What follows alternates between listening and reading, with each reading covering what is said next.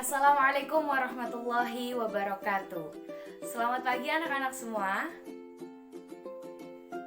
Ya, alhamdulillah pada pagi hari yang cerah ini kita masih diberikan kesehatan, kemauan, keinginan, rasa semangat untuk tetap melaksanakan pembelajaran secara bersama-sama. Semoga apa yang kita lakukan hari ini diberkahi oleh Allah Subhanahu wa taala, dan juga apa yang kita lakukan pada hari ini menjadi satu langkah kita dalam menuju cita-cita yang kita impikan. Amin. Baik, pada hari ini kita akan belajar fikih mengenai sholat fardu dan sujud tilawah, yaitu pada pembahasan 2. Tapi sebelumnya, tidak lupa kita mulai dulu pembelajaran kita pada hari ini dengan berdoa. Agar apa? Agar kita selalu dimudahkan dalam memahami pelajaran, karena meskipun kita sudah belajar, tetapi tetap yang memiliki ilmu pengetahuan hanyalah Allah Subhanahu wa taala. Oleh karena itu, kita wajib untuk berdoa. Kita meminta kepada Sang Pemilik ilmu pengetahuan agar kita dititipkan sedikit saja ilmu pengetahuan yang bisa membawa kita kepada kebaikan yang bermanfaat, ya. Baik, sebelum belajar, marilah kita berdoa. Posisi berdoa mulai. Bismillahirrahmanirrahim.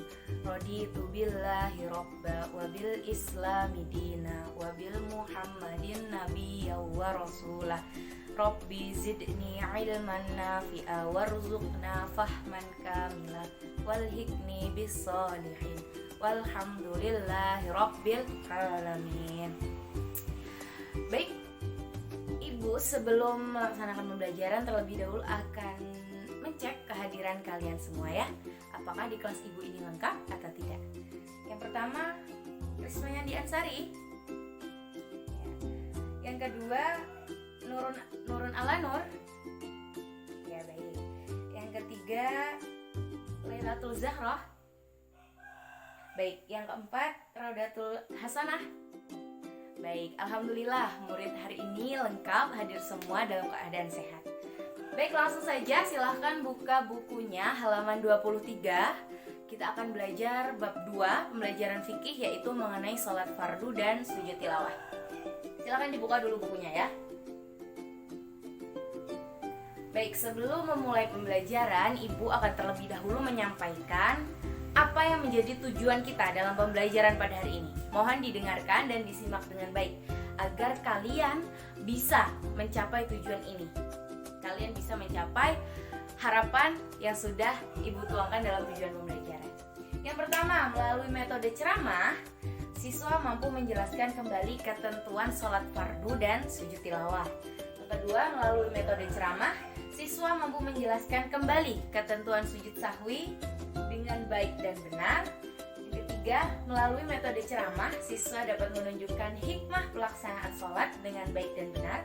Yang keempat, melalui penggunaan video sholat, siswa mampu mempraktekkan setiap gerakan pada sholat fardu dengan baik dan benar.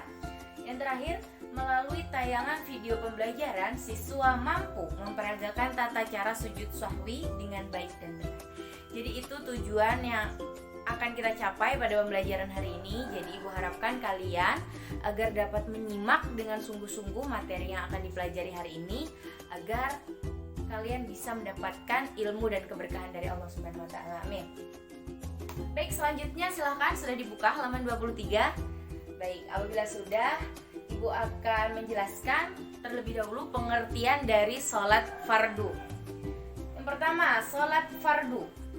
Makna sholat dalam syariat adalah peribadatan kepada Allah Subhanahu wa taala dengan ucapan dan perbuatan yang telah diketahui, diawali dengan takbir dan diakhiri dengan salam, disertai syarat-syarat yang khusus dan dengan niat.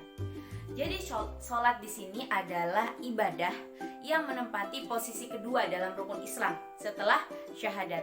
Artinya, setelah seorang masuk ke agama Islam, ibadah yang harus dilaksanakan adalah ibadah sholat, yaitu sholat fardu atau sholat wajib 5 waktu. Jadi dalam sholat itu kita harus mendahuluinya dengan niat. Kita harus memulainya dengan niat, dengan gerakan rukun-rukun selanjutnya, kemudian diakhiri dengan salam. Yang kedua, syarat sah sholat. Nah, anak-anak tahu atau tidak apa yang dimaksud dengan syarat sah sholat? Ada yang tahu? Baik, syarat sah sholat adalah syarat yang harus dipenuhi seseorang agar sholatnya dianggap sah atau dianggap diterima. Jadi syarat sah sholat adalah syarat yang harus dipenuhi oleh seseorang agar sholatnya diterima atau dianggap sah. Baik, ada 5 yang terdapat dalam buku tersebut syarat sah sholat. Yang pertama, suci dari hadas dan najis. Artinya, sebelum kita memulai sholat, kita mendirikan sholat, kita harus yakin bahwa diri kita itu suci dari hadas maupun najis. Yang kedua, badan, pakaian, dan tempat harus suci.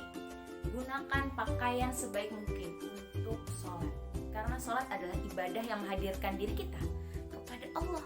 Jadi kita harus gunakan dong pakaian yang rapi, pakaian yang wangi, pakaian yang bersih dan suci, ya. Pakaian, tempat juga harus suci. Meskipun kita sudah memakai baju yang bersih, suci, tapi kita sholat di tempat yang kotor, tetap saja tidak akan dianggap sah. Yang ketiga, menutup aurat. Kalian sudah tahu kan aurat, batasan aurat laki-laki dan perempuan? Laki-laki auratnya dimulai dari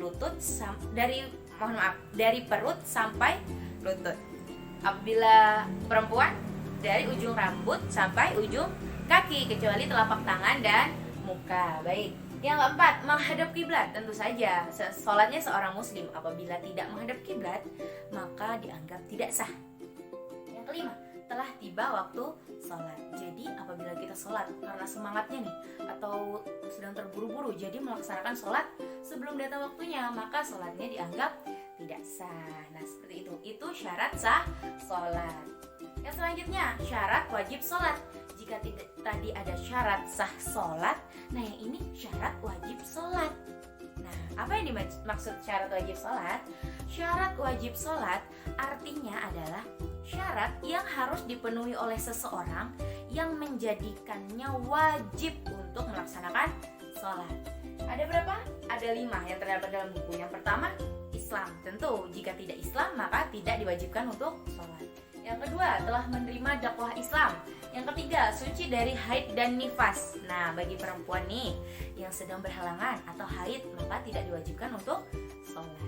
Yang keempat, berakal. Yang kelima, balik. Jadi orang gila itu tidak diwajibkan untuk sholat karena dia tidak hilang akal, tidak sadar, ya. Baik, selanjutnya kita akan membahas rukun sholat. Rukun sholat itu ada 13. Rukun sholat adalah sesuatu hal atau gerakan yang harus dipenuhi dalam sholat. Apabila ditinggal, maka sholatnya tidak sah.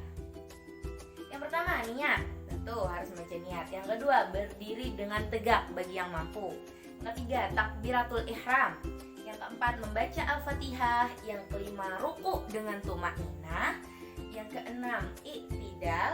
Yang ketujuh, sujud 2 kali. Yang kedelapan, duduk di antara 2 sujud. Yang kesembilan, duduk tasyahud akhir. Yang ke-10, membaca tasyahud akhir. Yang ke-11, membaca sholawat atas Nabi Muhammad SAW. Yang ke-12, mengucapkan salam seraya menoleh ke kanan. Hukumnya wajib, ya, yang menoleh ke kanan. Yang ke-13 atau yang terakhir adalah tertib. Arti tertib di sini adalah berurutan. Jadi tidak boleh diacak, ya. Tidak boleh diacak. Selanjutnya, sunnah sholat. Sunnah sholat adalah ucapan dan gerakan-gerakan sholat yang tidak termasuk dalam rukun sholat, tetapi merupakan bagian dari ibadah sholat. Apabila sunnah sholat itu tidak dikerjakan, sholat tetap sah. Sunnah sholat 5 waktu terdiri atas sunnah ab'ad dan sunnah kaitan. Baik, selanjutnya ya, hal yang membatalkan sholat. Ada 6 hal terdapat dalam buku yang membatalkan sholat. Yang pertama, meninggalkan salah satu rukun sholat tadi, ya. Yang kedua, tidak terpenuhinya syarat sah sholat. Yang ketiga, melakukan gerakan-gerakan di luar sholat. Yang keempat, berkata atau berbicara selain bacaan sholat. Yang kelima, makan atau minum di tengah-tengah sholat. Yang keenam, tertawa-tawa, ya. Selanjutnya, ketentuan waktu sholat fardu. Ketentuannya ada 5 sholat fardu, ya. Zuhur, asar, maghrib, isya, dan subuh, ya. Bisa dibaca. Selanjutnya, materi sujud sahwi. Sujud sahwi, pengertiannya dulu nih kita akan bahas. Apa sih yang dimaksud dengan sujud sahwi? Nah, ibu akan menjelaskan pengertiannya. Sujud sahwi adalah sujud yang dilakukan karena seseorang meninggalkan sunnah apaan, kekurangan rakaat atau kelebihan rakaat, maupun terdapat keraguan-raguan dalam dirinya mengenai rukun atau jumlah sholat, ya. Hukum sujud sahwi. Sebagian ulama menyebutkan bahwa hukum sujud sahwi itu wajib apabila meninggalkan sunnah ap'ad. Karena Rasulullah SAW tidak pernah meninggalkan sujud sahwi apabila beliau terlupa dalam sholat. Nah, sebab-sebab sujud sahwi selanjutnya. Sujud sahwi dilakukan karena adanya sebab tertentu. Apa saja sebabnya tadi? Kelebihan atau kekurangan jumlah rakaat, kelupaan dalam sholat, dan keraguan-raguan. Jadi diingat tiga itu ya. Kelupaan, kelebihan atau kekurangan rakaat, dan keraguan-raguan ya. Nah, ada kemudian tata cara pelaksanaan sujud sahwi. Adapun tata cara pelaksanaan sujud sahwi yaitu seperti sujud biasa dengan menggunakan takbir di antara dua sujud, dilakukan sebanyak 2 kali dengan menempelkan dahi secara tumak ninah, duduk iftirashi atau duduk di antara 2 sujud, dan lain-lain. Nah, jadi itu tadi mengenai sujud sahwi dan salat fardu. Bu, apa sih yang menjadi pelajaran yang akan kita dapatkan apabila kita melaksanakan sholat? Kita melaksanakan sholat terus, Bu, setiap hari 5 kali. Apa yang kita dapat? Selain pahala, karena sesuatu tersebut adalah wajib, ada juga hikmah yang terkandung dalam sholat. Silahkan dibuka bukunya, halaman 26. Sudah? Nah, disimak ya. Akan ibu bacakan. Ada 4 hikmah yang terdapat atau pelajaran yang akan didapatkan dalam sholat. Yang pertama, sholat itu diawali dengan bersuci. Membiasakan kita sebagai manusia untuk selalu dalam keadaan suci, karena suci itu bersih ya. Suci itu sudah pasti bersih, tapi bersih belum tentu suci. Yang kedua, sholat mendidik untuk berperilaku jujur. Yang ketiga, wujud terhadap nilai keikhlasan kita terhadap Allah. Kita mengerjakan 5 kali sholat menghadap Allah, artinya kita ikhlas, kita ridho akan agama kita, yaitu agama Islam. Yang keempat, sholat diakhiri salam ke kanan dan ke kiri, artinya dimulai dari hal yang baik ke kanan ya. Tapi bukan berarti ke kiri itu buruk loh ya. Baik, itu tadi yang dapat ibu sampaikan pada hari ini. Ada pertanyaan? Ya, sepertinya sudah paham semuanya ya. Baik, kalau begitu coba ibu mau tanya, apa sih yang dimaksud dengan syarat sah sholat? Rismayandi? Ya, betul sekali. Ya, selanjutnya ibu beri pertanyaan ya, karena kalian tidak ada yang bertanya, jadi ibu yang bertanya. Sebutkan ketentuan sholat 5 waktu. Sebutkan Lailatul Zahra. Ya, betul sekali. Alhamdulillah, Masya Allah, murid-murid ibu semuanya pintar-pintar ya. Tidak lepas dari doa kita yang kita panjatkan tadi kepada Allah sebelum belajar. Jadi selalu sisipkan Allah dalam kehidupan kita. Selalu libatkan Allah dalam setiap perbuatan kita, sekecil apapun hal tersebut ya. Baik, sampai di sini dulu kelas hari ini. Demikian dulu materi yang bisa ibu sampaikan. Semoga bisa dipahami dan bisa bermanfaat. Ibu meminta maaf apabila terdapat kesalahan dalam ucapan, penjelasan, atau gestur tubuh ibu yang mengganggu atau justru sangat menyenangkan, Bu. Wah, saya sangat senang. Nah, misalnya ya, ibu minta maaf atas kekurangannya, karena kekurangan itu datangnya dari ibu dan kelebihan itu datangnya dari Allah Subhanahu wa Ta'ala. Maha sempurna hanyalah Allah. Ibu adalah manusia biasa yang banyak salah dan hilaf ya. Jadi ibu mohon maaf.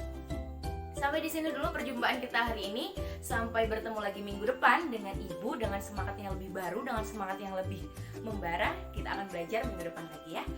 Baik, wabillahi taufiq wal hidayah, waridho wal inayah. Wassalamualaikum warahmatullahi wabarakatuh.